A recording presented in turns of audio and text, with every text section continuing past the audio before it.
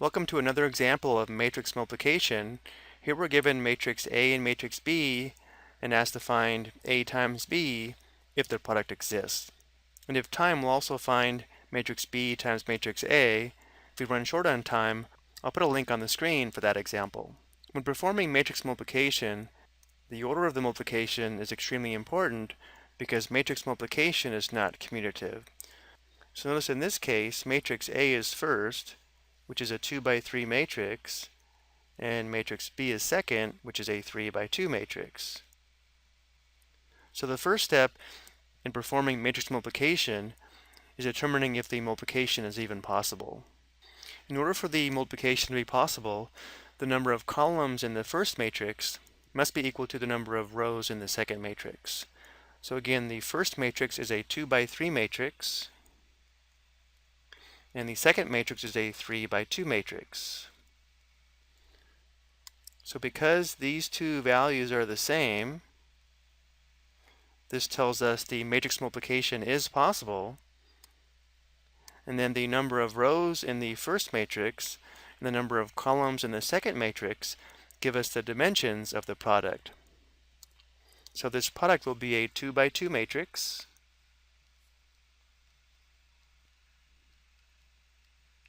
and now to find the four elements in this 2 by 2 matrix, we'll be multiplying rows from the first matrix by columns in the second matrix.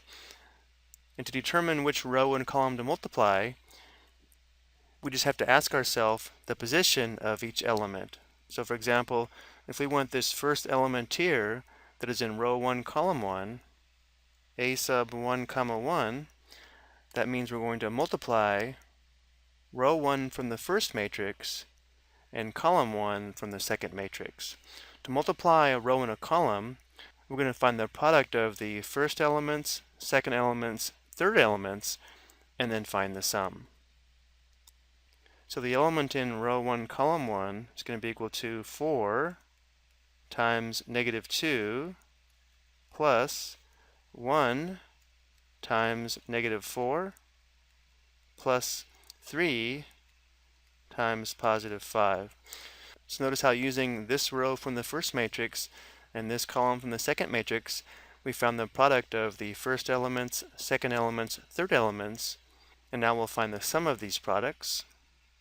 So we'll have negative 8 plus negative 4 plus 15, which would be positive 3. So the element in row 1, column 1 is positive 3. Next, let's find the element in row 1, column 2, which would be this element here. So a sub 1 comma 2, which means we'll use row 1 of the first matrix, and now we'll use column 2 of the second matrix.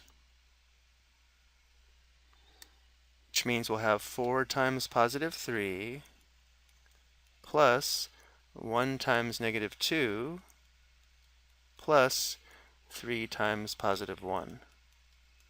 So we'll have 12 plus negative 2 plus 3 is equal to 13. So again, the element in row 1, column 2 is 13. Next, we'll find the element in row 2, column 1, which would be this element here. So now we'll use row 2 from the first matrix and column 1 from the second matrix.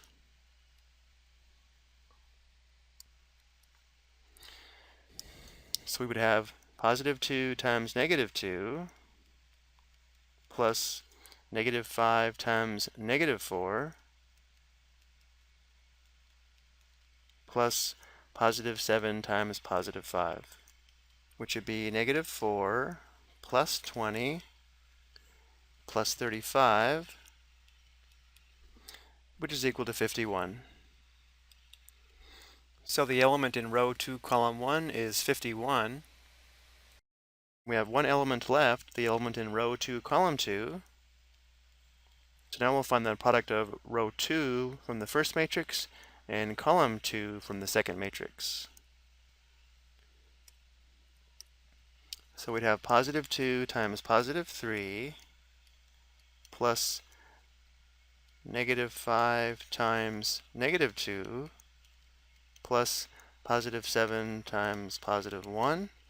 So we'll have 6 plus 10 plus 7, which is equal to 23.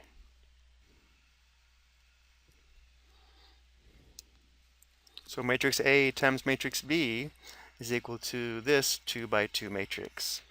I think I'll go ahead and stop here in this video, but I would encourage you to watch the next video where we'll find matrix B times matrix A, which will illustrate how matrix A times matrix B will not be equal to matrix B times matrix A. I'll finish by showing some formal notes you may want to use for reference when performing matrix multiplication. I hope you found this helpful.